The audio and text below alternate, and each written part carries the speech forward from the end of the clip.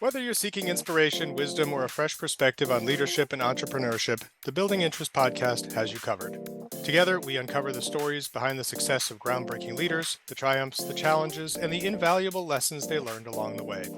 Our discussions go beyond strategic decision making and delve into the personal hobbies and passions that keep these leaders inspired and grounded in their work. I'm your host, Greg Farber. Let's jump right in. Today, we're joined by Larry Liu, Chief Technology Officer for Leader Bank, a leader in innovation, a scoutmaster, an avid pickup basketball player. A lot of things to talk about here today, Larry. I'm so excited. Welcome. Well, thanks for having me, Greg. So why don't we, I know this kind of sounds cliche, but when we just start at the beginning, this is a very loaded question. So we'll see how you come out with this. What were you like as a kid? All right. So what did I like as a kid? Well, I would consider myself a very sociable and popular when I was at school. Okay. But if you really have to ask me, I would think of myself very down to earth, but at the same time, kind of have the competitive at the inside. I think that's kind of a testament of why I'm a basketball player. I enjoy the competitiveness of a basketball player playing on the basketball court. I enjoy competing with people better than me, and I really enjoyed the sense of accomplishment and winning. So that's really interesting, this idea of you like competing with people better than you, right? And you hear that sometimes. Did that play into any dreams that you had about what you wanted to be when you grew up? Were you already playing basketball as a kid? Well, I always want to play basketball. I always loved playing basketball. And where did you go wrong? Well, I didn't get to be 7'4" like Yao Ming. Unfortunately, I'm only 5'8". And Muggsy Bogues was 5'3". Well, I'm not as athletic as he was, but unfortunately, and that was my dream to be an NBA player. Really? Or play at least at a professional level. Right. But I learned very soon that that is just a dream. Okay. Was there anything else that you were aspiring to? Did you then sort of take that and channel in a new direction as you were growing up? No. I kind of stick to that dream, and that's the only thing I dream of. Even nowadays, I still dream myself dunking. Okay. The basketball. Just lower the hoop and you can still dunk. Well, that's very different. We should go do that sometime. You know that. Yeah, we should. I had the little Jordan Jammer when I was a kid. I don't know if you remember those. They were like the little plastic hoops, and they was like 4 feet tall. My friend and I destroyed that thing when we were kids. But hey, we got to dunk, even though we were little shorties. Yeah, that's that's all I got. Quick gratification, but yeah. It's not the same. Not the same. Okay. So then a big change happened in your life. You immigrated to the United States. How old were you when that happened? I came here when I was 18. And did you come with family? Did you come by yourself? What prompted you to move over here? I came for a family reason. I came with both my parents and my younger brothers. Okay. Yeah. What was that experience like? And so I immigrated myself. I came over when I was about 4. So I don't really have a recollection of arriving. So as far as I'm concerned, I've kind of always been here. But I'm really curious to hear for you, you've really already gone through a lot of development at that point. What's that like? What kind of obstacles did you run into coming over here and sort of starting fresh as an adolescent or a young adult? Well, I think as a first generation of immigrants, like everybody else, the first obstacle always going to be the language. Okay. All right. I grew up in Hong Kong. I was born over there. I had most of my education through while I was in Hong Kong. So language is certainly the first obstacle I have to overcome. However, I wouldn't say it didn't take me that long to meet friends, to get accustomed with of my surroundings. I think the biggest obstacle really is seeing my parents struggle as an immigrant, because think about it, right? They came here when they were at their late 40s, and they didn't speak English. They never go school for like a formal schooling, even when they were in Hong Kong. So for them to come in here with nothing and have to start everything from scratch, and seeing they struggle through getting, feeding the family, finding a job, finding a place to stay. That I think is the most difficult part of coming to this country. So not so much about myself, but right. No, seeing my parents. That's very interesting. What made them want to come over here? Like everybody, I think you probably can may feel that as well. Is for a better life, more opportunities for me and my brothers. Awesome. Yeah. Well, to cut to the chase, that seems to have worked out, right? Like I mentioned, you're now the Chief Technology Officer here at Leader Bank. That's pretty prestigious. That's some lofty air right there. It's a big leadership role. Let me ask you about what is a CTO, in your opinion? Is technology the goal, or is technology the means to achieve a goal? Meaning, are you really a technologist, or are you a visionary who utilizes technology in your role? I will answer that slightly differently. I see as a chief technology officer, there's a perception people think you have to be a technologist to be a effective chief technology officer. I think that in reality that's not the case. Right. Don't get me wrong. Clearly, you have to understand technology. You have to know where the technology trend is. But I think more importantly, you have to be acting as a bridge between the technology and the business. Okay. And also deep inside is how you utilize technology to serve our client the right way and the way they want to be served. So technologist itself won't get you to be a chief technology officer. Okay. You need to have both. You need to have a good understanding of the business that you are in. You need to have a understanding of the trend, as I just said. And I think more importantly, you have to really care about and passionate about what you do in your daily duty. And that what it takes to be a good, effective chief technology officer, in my view. So is your education and work background in technology only, or in other areas that speak to the skill set that you just mentioned? Well, and for some of the people at Leader Bank, I wouldn't say everyone, but a large group of my colleagues, they know I have a biochemistry degree. I spent years working in a restaurant. So I... Hold on a second. Biochemistry in a restaurant, should we not eat there? No. You can walk into a restaurant nowadays with robot and they serve you, you don't even have a human chef. And they choose, and the food still tastes okay. You got to invite me out to dinner sometime. All right. Sure, I will. I got to have this experience. All right, sure. But carry on. So you have the biochemistry background. I have a science degree. I spent years working in a restaurant. Those two, funny enough, and very interesting enough, those two experiences helped me to become who I am and helped me to be the technologist or the chief technology officer as I am. Because of the interactions with people, or because of the technology that you used in those? Because I sense that what you're telling me is it goes to the people and the experience. Yeah, it's the experience. But I think more is the mindset. Is having the right mindset of serving the people, understanding what people want, and using the science background. I think the only thing that I can take away from those 4 years in getting a biochemistry degree is the analytical thinking of handling and dealing with problems. So I like it to put it in a way. As a scientist, there's a term called reverse engineering. Like I call it reverse thinking. Okay. When there's a problem in front of me, I do not necessarily think of the solution right away.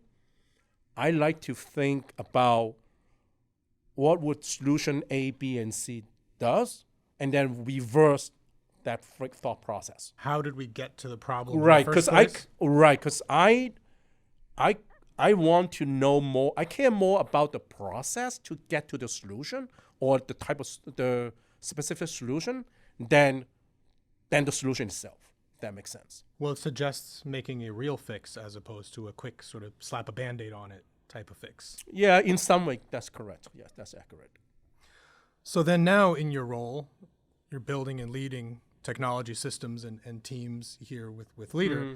I mean, that's a very complex undertaking. We obviously have lots of different technology that we leverage. The sheer amount of technology in banking today is just huge compared to even what it used to be a few years ago. So how do you foster that culture of innovation, problem solving, collaboration, sort of these aspects that you mentioned within your teams? Because you're not the hands-on guy doing the technology. Well, yeah, you can never be the hands-on guy. So you have this vision of innovation, problem solving, collaboration, whatever. Now you have to lead a team doing that. How do you do that? Well, you can never be the hands-on guy, right? I mean, because we all have 24 hours a day, 7 days a week.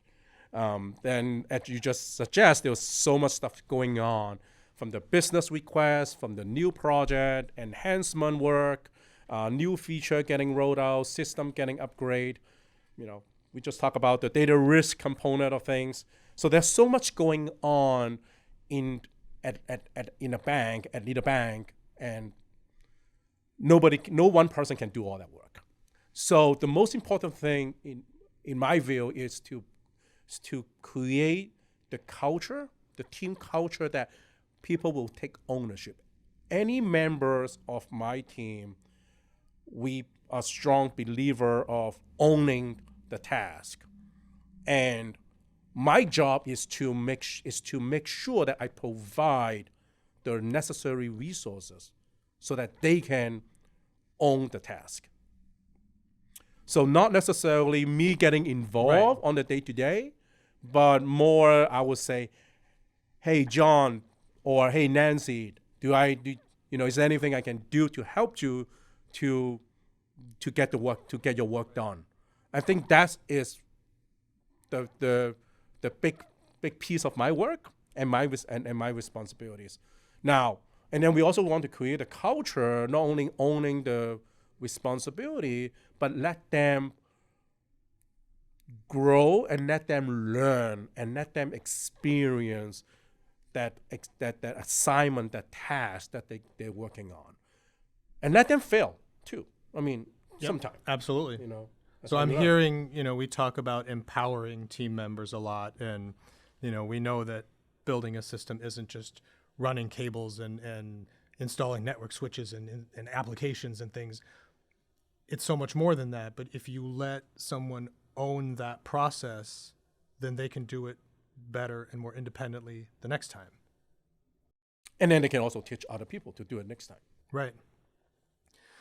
So you mentioned before, one of the things that you need to do is to stay on top of the changes in the technology, right? So our industry is evolving, technology is evolving. On the negative side, the threats are evolving. You mentioned data risk and things. How do you actually stay ahead of that curve to make sure that your team has the most current, most appropriate solutions available to meet those ever-changing sort of needs, demands, risks within our industry? So I would say about 15 years ago, I built a habit that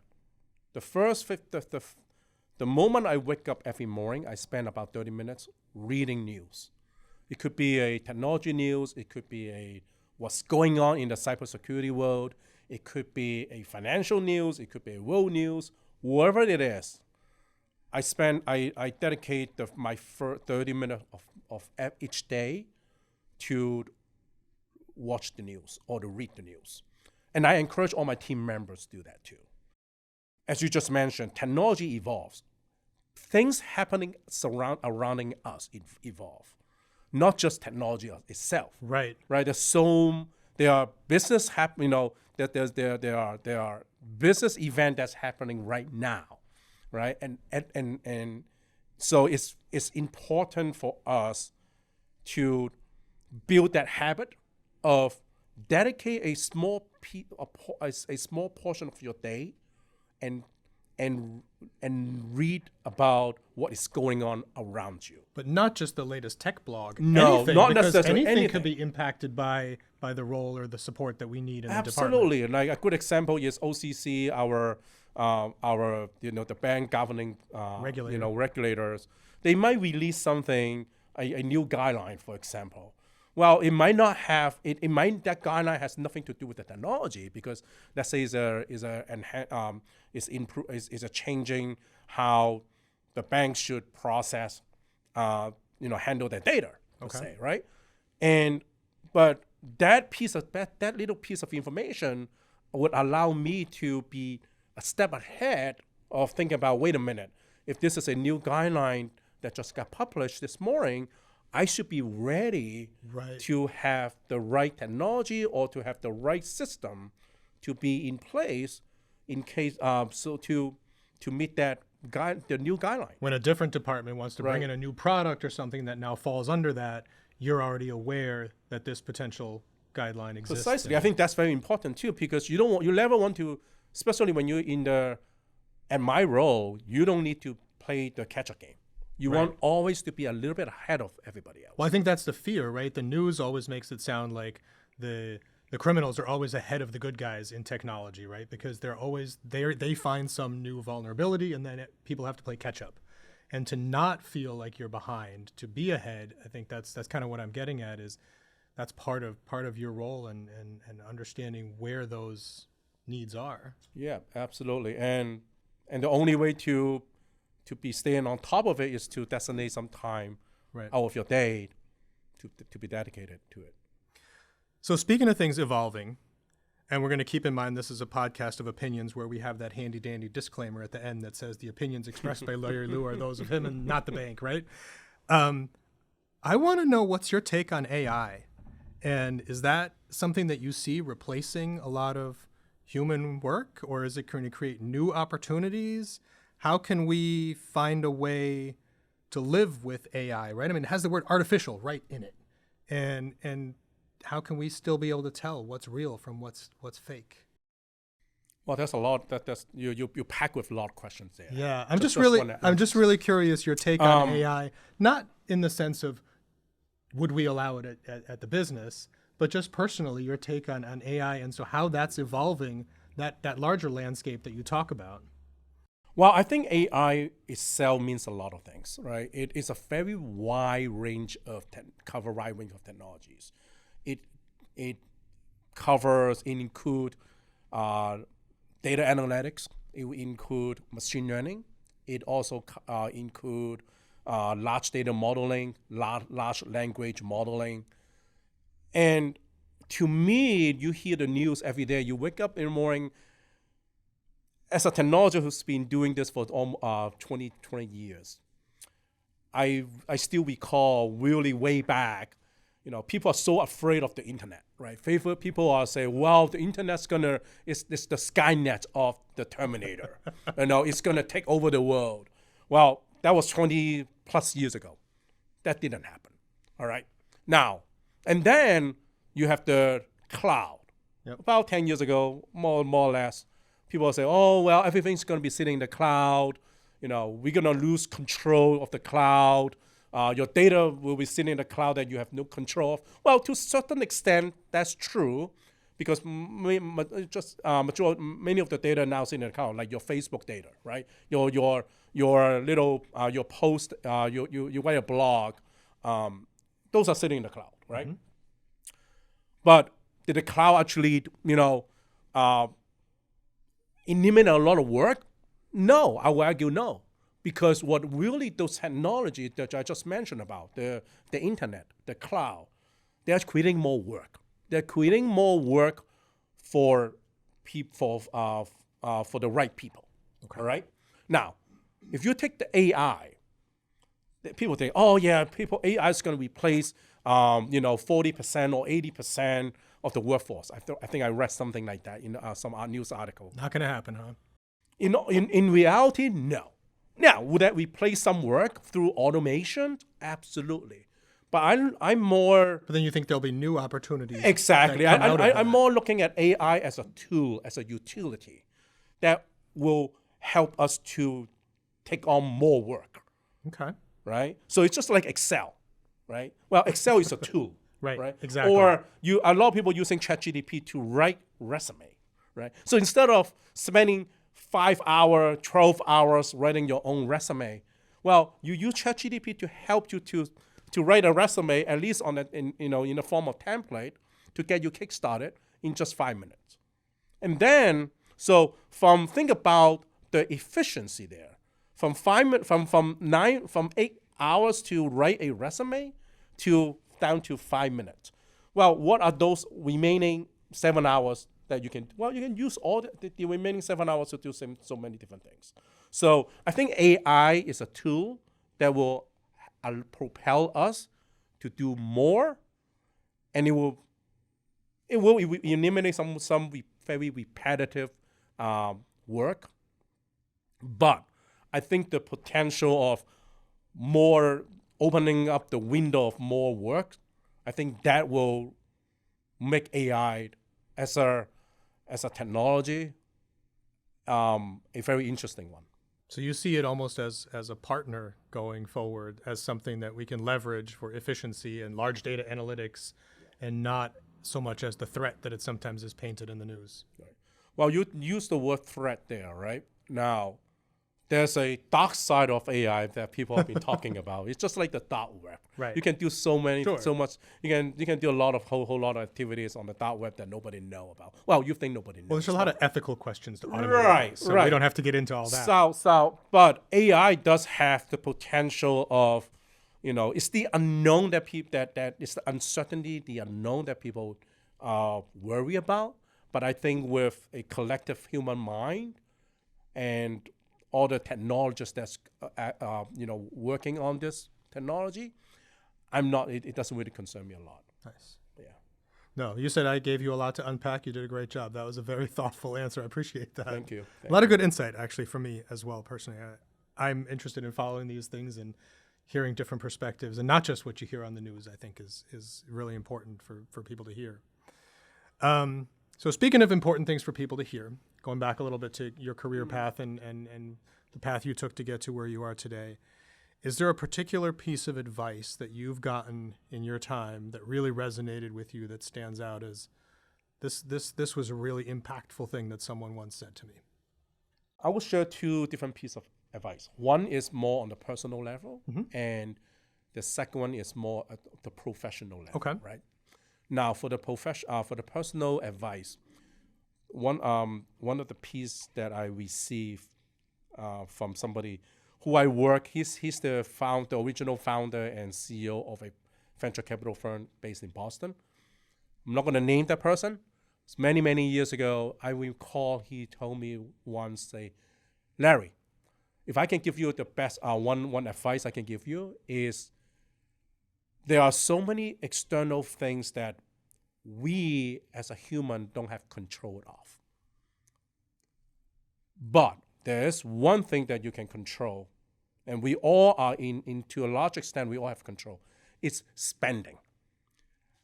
How much, because going back, you cannot control how much your boss is paying you. Right. Or how much things cost. Or how much things cost, or your return of your investment. But those are not in your control. But you can choose what you But you can choose what you purchase, and you can choose to buy a cup of Starbucks or a cup of Dunkin' Donuts, right? So one of the piece of advice that it really is still up to this day still resonate to me a lot is, look at your spending, be frugal, and also at the same time be financially disciplined. And he used himself as an example. He said, if I don't save up, use the first 20 years of, from my work, I would not have the capital to start a venture capital firm. And when he told me that, when I was in my early 20s, I was thinking about buying a BMW. I was spending all this money, modified car, which is one of my hobby when I was younger. That resonated. That hit hard. That hit pretty hard to me, because I always think about how can I be financially secure, even when I was very early on in my age. But I didn't know how to do it until he told me, be frugal and be disciplined. So that's the personal. That's great. For the professional, that's the financial advice that we advertise as having on the podcast. Yeah. And don't get me wrong, I actually share this with my son as well. I have three handsome boys, and I share with them also. Yeah, as well. That's great. Now, on the professional advice,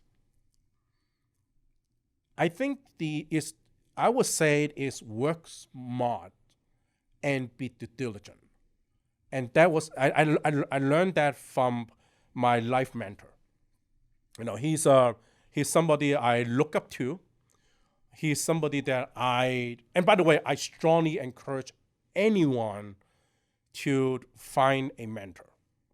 All right, both it could be a personal friend, it could be a very established person that you get to know of, but always have a mentor, in your life. So he gave me a really good piece of professional advice. He told me, Larry, you have to work smart and be diligent about it.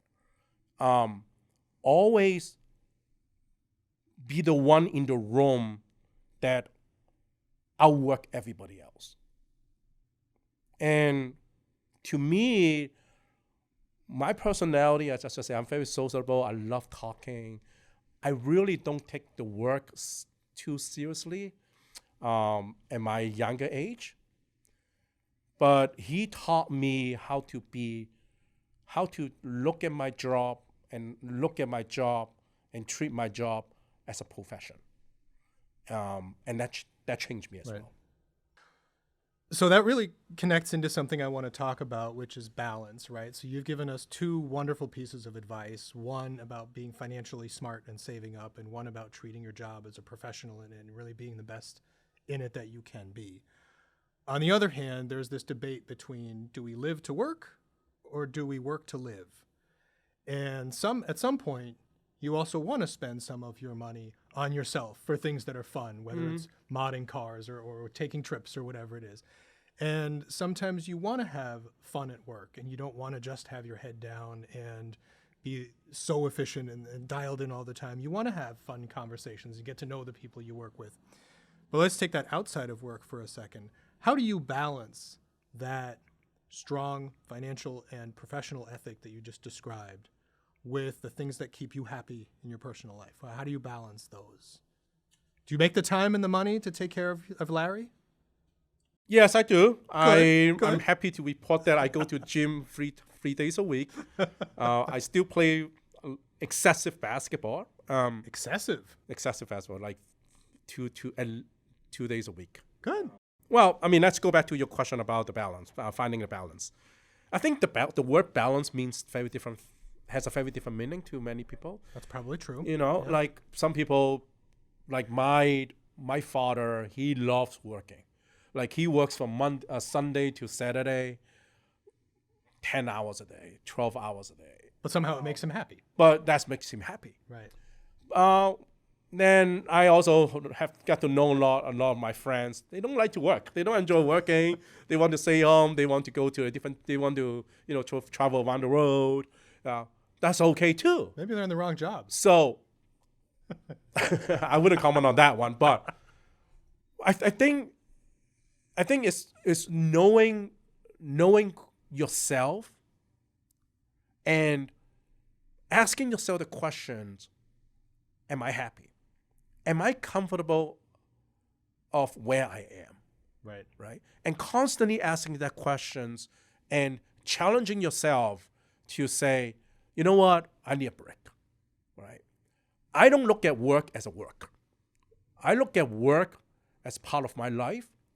So when I get called on the weekend or when I have to, drop everything and answer a support ticket, I'm fine with it because it's a part of my life. Well, you're not working hard because someone told you to. You're working hard because it's part of the goal that you're after. Right, because I enjoy working hard and it's part of my life. Now, if you look at life and say, well, you know what? If you treat work as a work, then you're gonna have a problem with it. Right. You'll be like, wait a minute, why am I putting in 8 hours a day to dedicate to something that I don't enjoy doing? Well, because if you look at it as just an income, that's the wrong way of thinking it. So is it fair to say then that part of your approach to work-life balance is finding a purpose? True, yes. Finding a purpose that makes you happy. Right. And I think it's really and it's very also important, as I bring back, is the word passionate. You have to be passionate about what you do. If you think about, when I go spend time playing basketball or going to the gym, I don't feel that I'm wasting time. You know why? Because it's something that I'm passionate about. Right. It's because something I love doing. Well, same thing if I go into work. I don't think, not in a moment, I feel, oh, this work is kind of dull. Why I'm spending here, why I'm spending time doing this. Well, I don't feel that. Well, because I enjoy and I'm passionate about what I do. Right. Yeah. So it's the mind game again, right? So finding the balance is ask yourself the question and be honest with yourself. Am I doing something that I'm really passionate about? Okay. And then also say, well, you know what? Well, I spent about 10 hours don't get me wrong. If you spend 10 hours in the office, I think it's time for you to walk away and take a like a new fresh breath of air. Right. Right. So yes, there's a balance to it, but I think more importantly, instead of just thinking about the balancing, is think about is something that you're passionate about. The balance isn't something that there's a recipe for. You look at yourself. It's more than find that. out what's important to you and tailor your balance to that. Right. Love it. Okay. We're going to go to a segment here that we're doing new this year called What Would You Choose? And we're going to ask you a series of questions, this or that, and just kind of rapid fire. You tell us what you prefer. And feel free to elaborate a little bit. It's just a kind of a quick, like speed dating on the podcast. Well, I'll try my best. All right. Yep. What's more important, optimizing the current or implementing something new? Optimizing Yeah? the current. Now that speaks to me. I don't have great innovative ideas, but I'm great at tinkering. Is that what you're saying?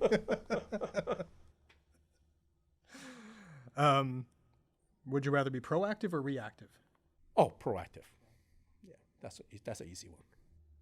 Now, as a CTO, this is a funny question, right? And I think we've already kind of teased where you're going with this. More creative or more technical? Creative. I knew you were going to say that. Definitely creative. That's the single most important character for everybody. Is being creative. Very, very important. More important than brilliant or being smart is to be creative. Now this one, we mentioned both of these words in the last segment, and we didn't really say them as an or. They both came up in the same context. So now you have to pick one. Passion or purpose? Purpose. Really? Now you have me fooled. I thought you were going to go with passion. Because when I said purpose before, that the balance has to have a purpose, you came back and you said it's all about the passion. And well, I have an answer for that too. When I was younger, passion is more important because if I'm not passionate about something, you're not going to be happy about it and you don't enjoy doing it. Okay. But as you get older, having a purpose, the word purpose means more to me now. Okay. Because you always look back and say, okay, well, I've accomplished all this. I have a great family. I did okay with my professional career. Now you start thinking about, I'm getting to this point. What's the purpose? Right. And then I will also add another word, legacy. So it's a contextual thing. The passion changes into a purpose to And become then the a legacy. Yes. So it's like a timeline. It's a timetable. So who's the greatest basketball player of all time, and why is it Michael Jordan? Oh, Michael Jordan, no doubt. Michael Jordan is the GOAT. But that wasn't the real question. The real question was, do you have a favorite player? Now, maybe that is Michael, but do you have a favorite player? Do you have a favorite player now? I have a favorite. You mean the NBA player? I mean, it could be any basketball. I actually don't have. I don't modelize anyone. No, you see it as No. more of a team sport you like to It's watch. part of the. They're just good at what they do. Larry Lou, the greatest dunker ever. And they're just good at what they do. As I said, they're just good at what they do. I wouldn't, modelize them. I wouldn't, I don't have anybody. Like I would say, it's my parents, of course, right? My parents is my role model, and my lifelong mentor. They're my role model. Yeah. So last segment, this is again something we're doing new this year, is when we set up for the show, we asked you to do a little bit of homework. And we asked you to bring something that inspires you, a story, anything that you want to share that's just something important to you that maybe we haven't touched on yet before. So my question is, what did you choose to share, and why is it important to you?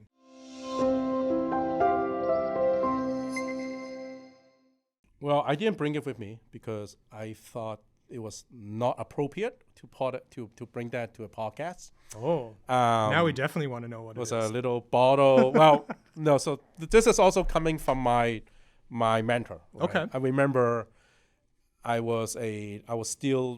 was many decades ago. I was still an IT support guy.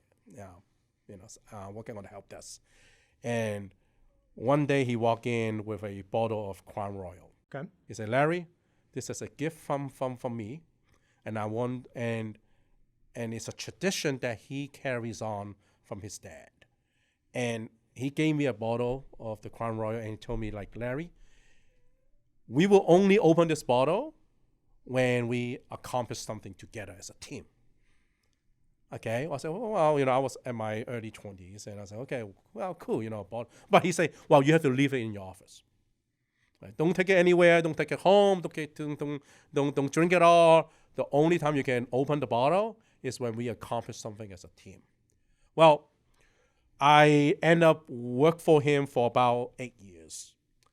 We maybe get half bottle, like we only get to the half bottle. There's still a lot left. So I carry that bottle with me to everywhere I go. I carry that bottle Except the podcast, apparently. Except the podcast, because I was told by the legal team that I'm not supposed to bring alcohol to the podcast.